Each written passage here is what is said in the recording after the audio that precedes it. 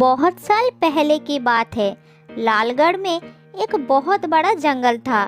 उस जंगल में एक हिरन रहता था। वो हिरन बहुत ही निडर था और दौड़ने में भी बहुत तेज था।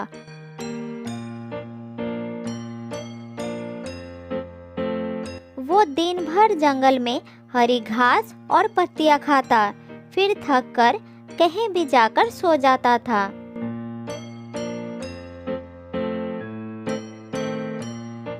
ऐसे ही एक दिन की बात है। हिरन जंगल में घास खा रहा था। तभी वहां से एक बूढ़ा भेड़िया गुजरता है और हिरन को देखकर उसके जीभ में पानी आ जाता है। फिर झाड़ियों के पीछे छुपकर मौके का इंतजार करता है।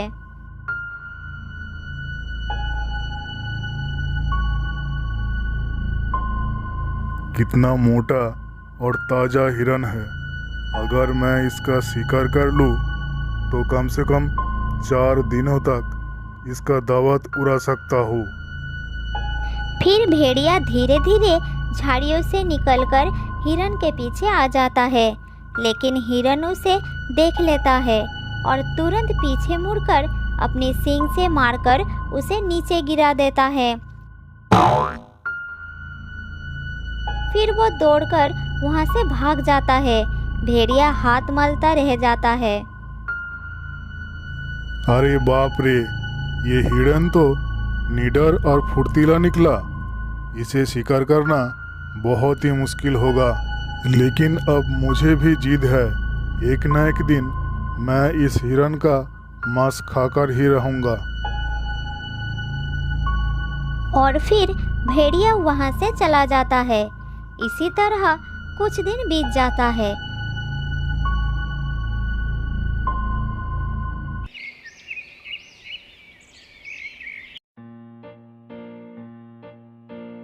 एक दिन कहीं से एक बकरा उस इलाके में आ जाता है और वो घास खाने लगता है।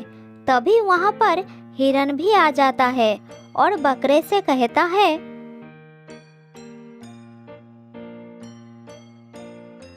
ओ बकरे, तू हमारे जंगल में कहाँ से आकर घास खाने लगा? अपनी भला चाहता है तो जल्दी यहाँ से भाग जा, नहीं तो मैं अपनी सींग से तेरा पेट फाड़ दूंगा। जल्दी भाग जा यहाँ से। मुझे बकरा समझकर क्या तू मुझे कमजोर समझ रहा है? तू मुझे डराएगा और मैं तेरी बात सुनकर यहाँ से चला जाऊंगा।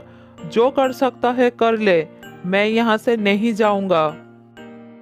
फिर हिरन और बकरे में लड़ाई शुरू हो जाती है। दोनों अपनी अपनी सींग से एक दूसरे पर वार करने लगते हैं।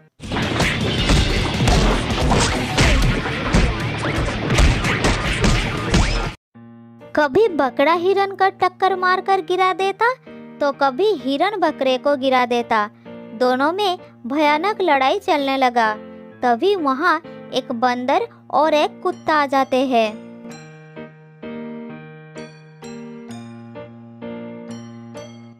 अरे ये दोनों इतनी भयंकर लड़ाई क्यों लड़ रहे हैं? कोई इन दोनों को रोकता क्यों नहीं? अगर इन दोनों को रोका नहीं गया तो ये आपस में ही एक दूसरे को मार डालेंगे। कुत्ते भाई, तुम इन दोनों की झगड़े को बंद करो ना। कुत्ता भौंक भौंक कर दोनों की लड़ाई बंद कराने की कोशिश करता है।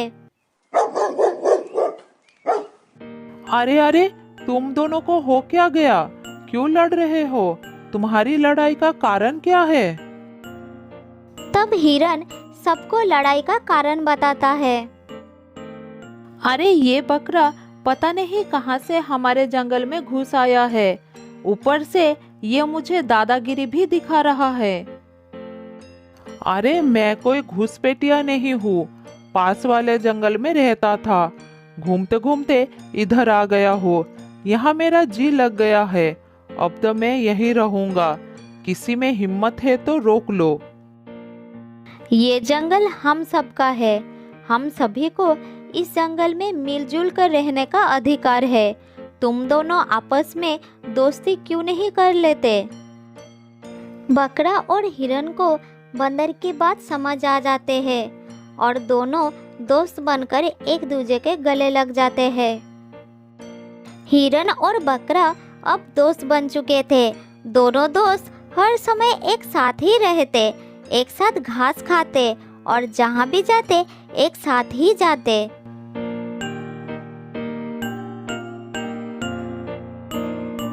एक दिन की बात है, हिरन एक पेड़ के नीचे खड़ा होकर इधर उधर देख रहा था। तभी वहाँ पर बूढ़ा भेड़िया आ जाता है।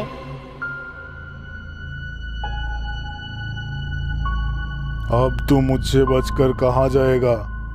आज तो मैं तुझे खाकर ही दम लूंगा। अरे ओ भेड़िए, बचने की जरूरत मुझे नहीं, तुझे है। वो देख, तेरे पीछे मेरा दोस्त आ गया। अब हम दोनों से तू बच के दिखा। तभी बकरा आकर भेड़िए के पीछे जोरों से टक्कर मारता है और भेड़िया दूर जाकर गिरता है। फिर बकरा और हिरन दोनों ने मिलकर भेड़िए को बहुत पिटाई करता है। उसके बाद वो दोनों वहां से चले जाते हैं। इधर भेड़िया सोचने लगता है, अच्छा, तो ये बकरा इसका दोस्त है। जब तक ये दोनों एक साथ हैं, इनका शिकार करना मुश्किल है। अब मैं ताकत से नहीं, चालाकी से इनका शिकार करूंगा।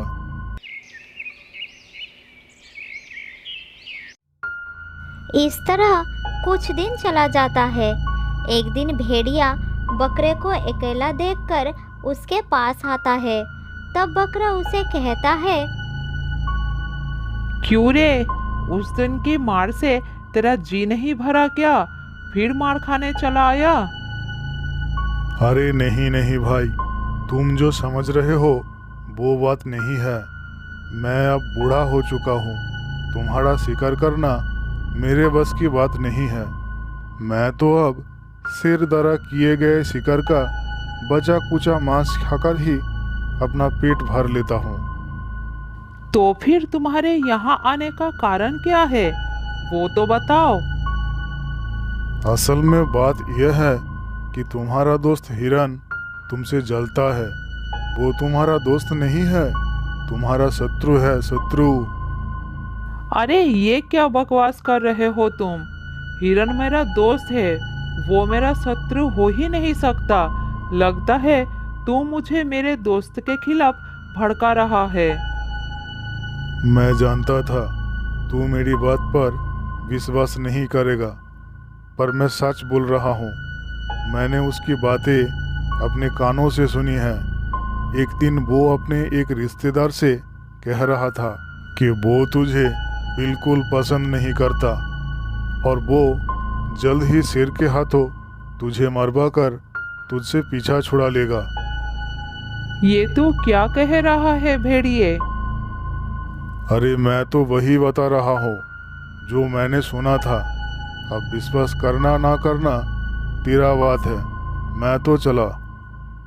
ये कहकर भेड़िया वहां से चला जाता है और बकरे के मन में हिरन के प्रति अविश्वास जन्म लेता है। इधर भेड़िया अब हिरन के पास जाता है और उसे बकरे के विरुद्ध झूठ बताकर भड़काता है। हिरन भैया, तुम्हारा वो दोस्त बहुत बुरा है। वो तो तुमसे दुश्मनी रखता है। किसी दिन वो तुम्हें शेर का शिकार करवा देगा। एक बकरी से बातें करते हुए मैंने खुद सुना है। मैं तेरी बातों में आने वाला नहीं हूँ भेड़िए। मेरा दोस्त बकरा मेरे लिए अपनी जान भी दे सकता है। अब तुम्हारी इस गलत फहमी को मैं कैसे दूर करूं? मेरा काम तुम्हें खतरे से सावधान करना था, वो तो मैंने कर दिया। अब तुम जानो और वो बकरा जाने, मेरा क्या। मैं चलता हूँ। भेड़िया वहां से चला जाता है और थोड़ी दूर जाकर झाड़ियों में छिपकर हिरन को नजर रखने शुरू कर देता है। इधर हिरन के दिमाग में बकरे के ऊपर अविश्वास पैदा हो जाता है। वो सोचता है, आजकल किसी दोस्त का कोई भरोसा नहीं है।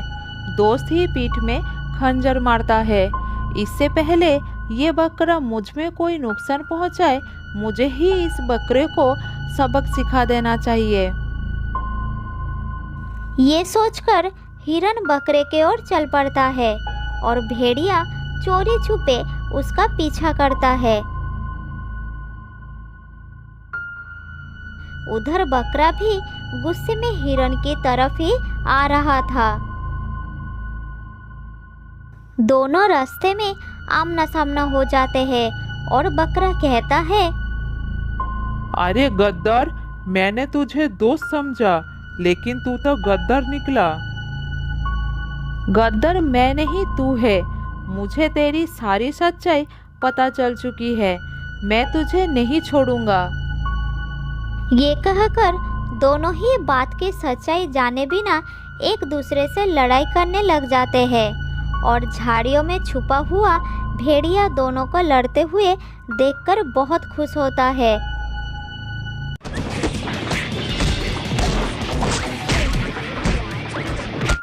दोनों की भयानक लड़ाई कई घंटों तक चलती है और अंत में दोनों गिरकर मर जाते हैं। उधर भेड़िया झाड़ियों से निकलकर दोनों के लाशों के पास जाता है और अपनी मक्कारी पर खुश होकर कहता है, अरे मूर्खो, मेरी राजनीति के चक्कर में फंसकर आखिरकार तुम दोनों ने एक दूसरे की जान ले ही ली और मेरा बिना शिकार किए ही 2 हफ्तों का खाने की इंतजाम हो गया। तो दोस्तों, इस कहानी से हमें यही सीख मिलती है कि हमें किसी के कहने और सुनी सुनाई बातों में आकर अपने मित्रों को बुरा नहीं समझ लेना चाहिए और खूब सोच विचार करने के बाद ही कोई फैसला करना चाहिए। बहुत दिनों पहले की बात है। जंगल में मोती नाम का एक कौवा अपने बच्चे के साथ घर बनाकर बड़ी आराम से जिंदगी बिता रही थी। कुछ दिन पहले उसके पति को एक बाज ने मार दिया था। मोती के बच्चे का नाम था राजू। वो बहुत जिद्दी था। वो सुबह से ही मीठा फल खाने की जिद कर रहा था। इसीलिए मोती अपनी सहेली तोते के साथ मिलकर मीठा फल ढूंढ रही थी, मगर अभी तक उसे पूरे जंगल में मीठा फल नहीं मिली थी। फिर वो थक कर एक पेड़ के डाली पर बैठ जाती है। मोती बहन, चलो घर चलते हैं। शाम होने वाली है। अंधेरा हो गया तो हम रास्ता ढूंढकर घर नहीं जा पाएंगे। लेकिन तोता बहन, मेरा बेटा तो आज सूखा दाना बिल्कुल नहीं खाएगा। वो कल से ही मीठा फल खाने की जिद कर रहा है। अब मैं मीठा फल कहाँ से लाऊं? मोती बहन, अब तो मीठा फल का मौसम नहीं है। तुम अपने बेटे को समझाओ कि हर फल मौसम का होता है। ऐसी खाने पीने की वस्तु पर जिद करना ठीक नहीं है। जब जो खाना मिलेगा उसे ही हमें खाना चाहिए। तोता बहन, मेरा बच्चा पहले कभी ऐसा नहीं था। अपने पिता के मृत्यु के बाद ही वो जिद्दी हो गया है। क्या करूं मैं? ये सब बात करते करते वो दोनों वही सूखा दाना लेकर शाम होने से पहले ही घर पहुंच जाते हैं।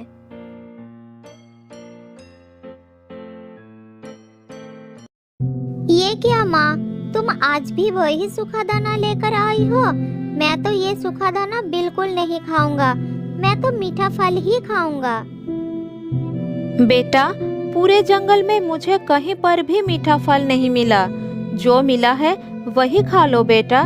जिद मत करो। तुम नहीं खाओगे तो मुझे बहुत कष्ट होगा। मैं नहीं खाऊंगा। मैं बिल्कुल नहीं खाऊंगा। मैं तो मीठा फल ही खाऊंगा। अगर तुम मेरे लिए मीठे फल नहीं लाओगे तो मैं बिना खाए ही सो जाऊंगा। ये कहकर रोते रोते मोती का बच्चा राजू भूखा ही सो जाता है। राजू अपनी माँ को बहुत तंग करता था। वो कोई भी चीज खुशी से नहीं खाता था। हर रोज वो कुछ न कुछ नई चीज खाने का जिद करता था। मोती अपने बेटे की इस हरकत पर बहुत परेशान थी।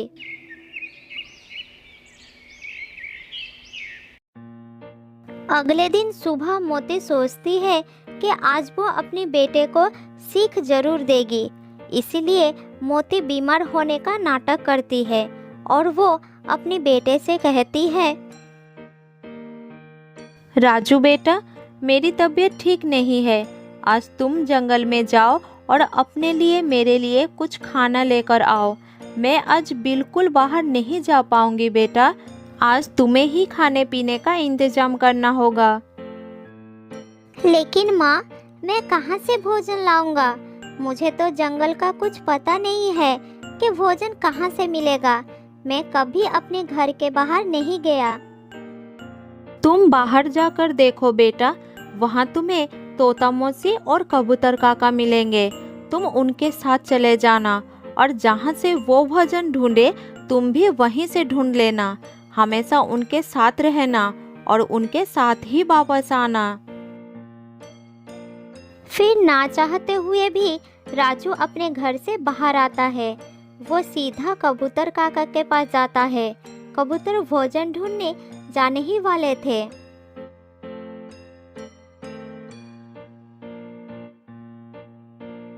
काका, आज मेरी माँ बीमार है।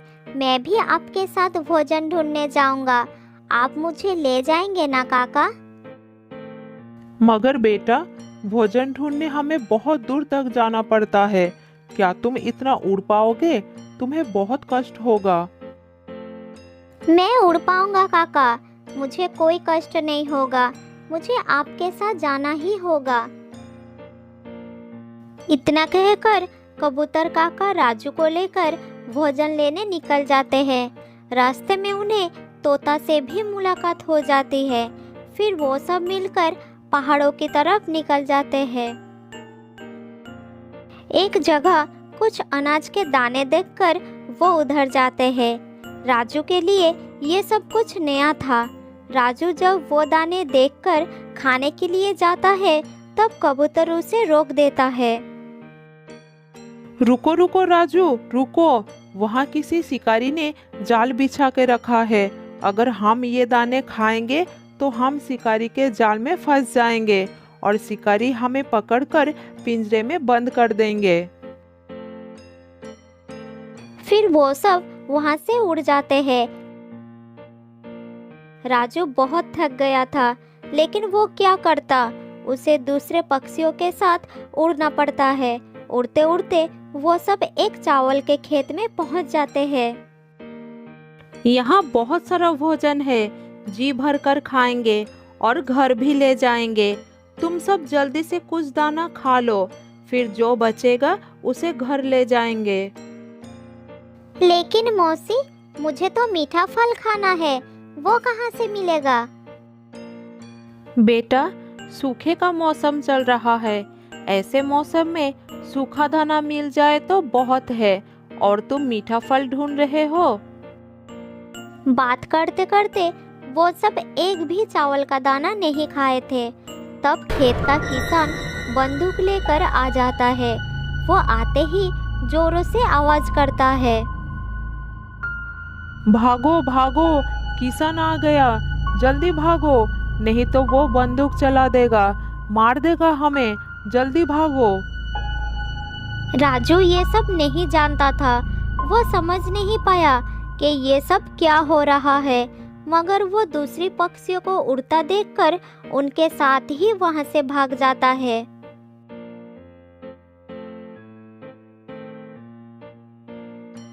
थोड़ी दूर जाने के बाद सबने देखा कि एक सूखे पेड़ पर एक चील बैठा है। चील को देखकर सब रुक जाते हैं। तब कबूतर कहता है, सावधान हो जाओ, सामने चील है, कोई आगे मत बढ़ो, नहीं तो वो हमें मारकर खा जाएगा। हमें किसी और रास्ते से जाना होगा। फिर वो सब दूसरी दिशा में चले जाते हैं। इस तरह वो दिन भर इधर उधर भटकते रहते हैं। शाम होने जा रही थी। फिर एक नदी के किनारे कुछ अनाज के दाने मिल जाते हैं। सब पक्षी अपना अपना दाना उठा लेते हैं। राजू भी अपने मुंह में 2 दाने उठा लेता है और वो सब घर के तरफ उड़ चलते हैं। आज राजू को एहसास हो रहा था कि भोजन ढूंढना कितना मुश्किल काम है और वो घर बैठकर अपने माँ को कैसे तंग करता है।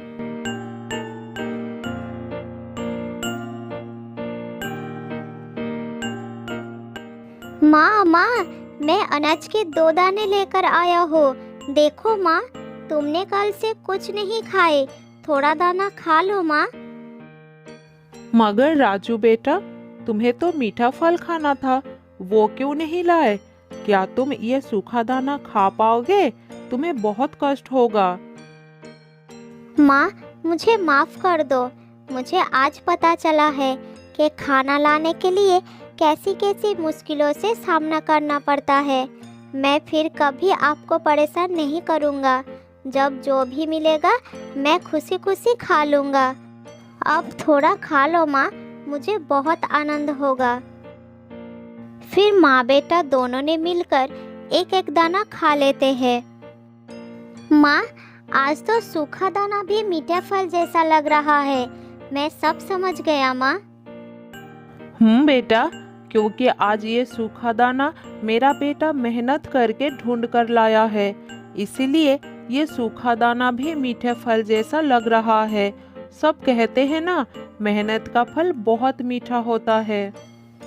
तो दोस्तों, इस कहानी से हमें ये सीख मिलती है कि जो चीज़ हमें ना चाहते हुए भी मिल जाते हैं, उस चीज़ को हम कोई महत्व नहीं देते, लेकिन कड़ी मेहनत करके हम जो हासिल करते हैं उसका मूल्य कहीं अधिक होता है।